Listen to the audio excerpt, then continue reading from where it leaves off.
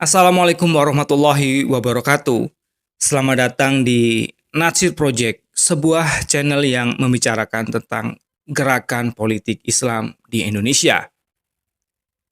Dari sisi bahasa, politik berasal dari kata syiasah atau syiasatan yang berarti mengurus, memelihara, dan atau merawat kepentingan seseorang yang kemudian diserap ke dalam bahasa Indonesia sebagai siasat.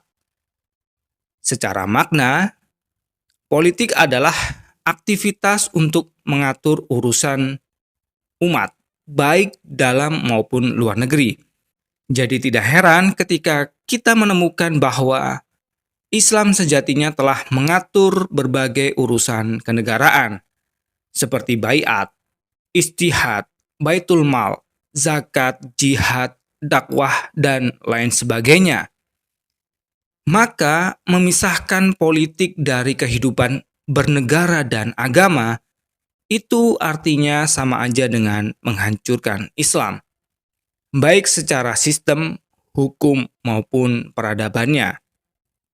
Karena sejak awal, umat Islam memang dirancang sebagai umat dengan tingkat kepedulian yang tinggi. Oleh karena itu, dakwah yang dilakukan guna menyebarkan agama Islam itu pun pasti sejalan dengan penyelesaian berbagai permasalahan-permasalahan di dalam masyarakat itu sendiri. Namun, menyampaikan dakwah dan menyebarluaskan pedoman hidup kepada seluruh umat manusia tidak dapat dilakukan tanpa melakukan aktivitas politik, yaitu mengamati, menganalisa, serta memberikan pendapat berdasarkan sudut pandang Islam. Sebagai contoh adalah ketika umat Islam menyebarkan dakwah ke Amerika atau Indonesia, Jepang, maupun negara-negara Eropa, tanpa aktivitas dan pemahaman terhadap politik, Islam tidak dapat tersebar luas dengan baik.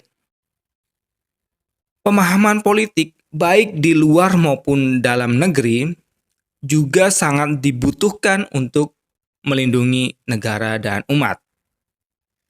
Menjelang keruntuhan khilafah Turki Utsmani misalnya, saat itu umat Islam tidak dapat memahami manuver politik yang dilancarkan oleh Barat, di mana pada abad ke-19 Eropa banyak menggunakan kekuatan militer sebagai siasat untuk mendukung aktivitas politiknya.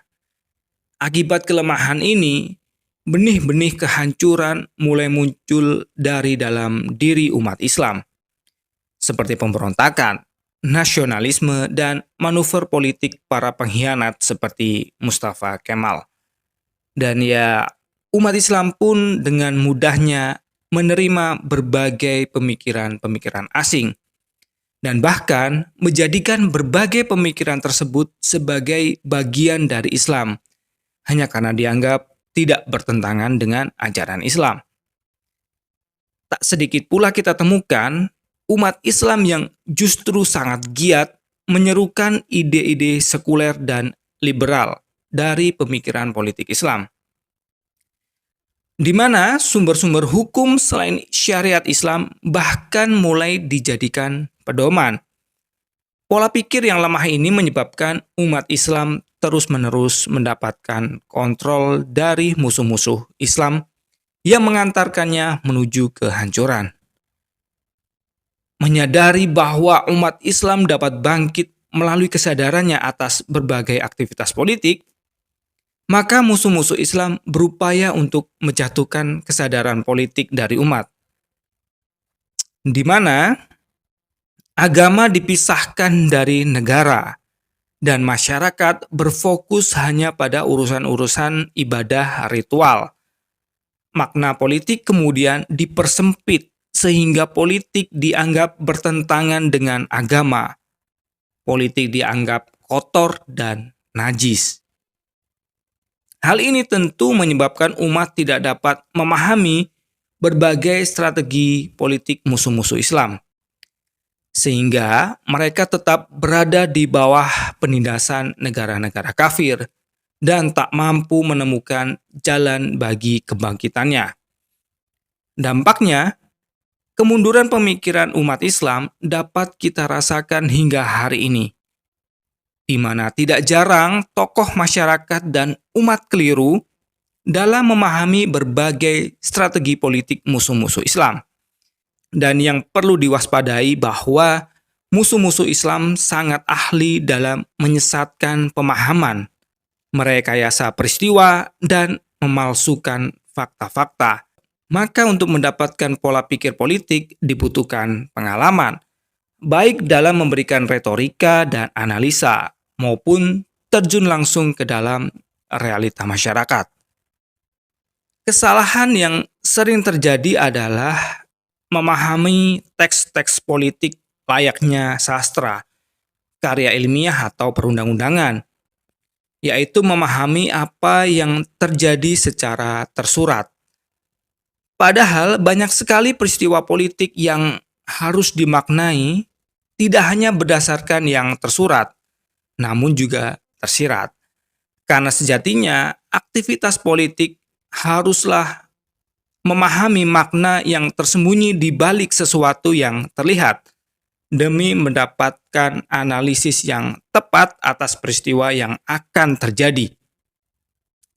Maka sangat diperlukan adanya pembinaan politik Islam kepada umat, di mana tentu aja harus didasari oleh akidah Islam. Karena tanpa didasari akidah yang kuat, umat pun tidak dapat mengetahui untuk apa mereka melakukan jihad, dakwah, amar ma'ruf nahi munkar, dan berbagai amalan lainnya.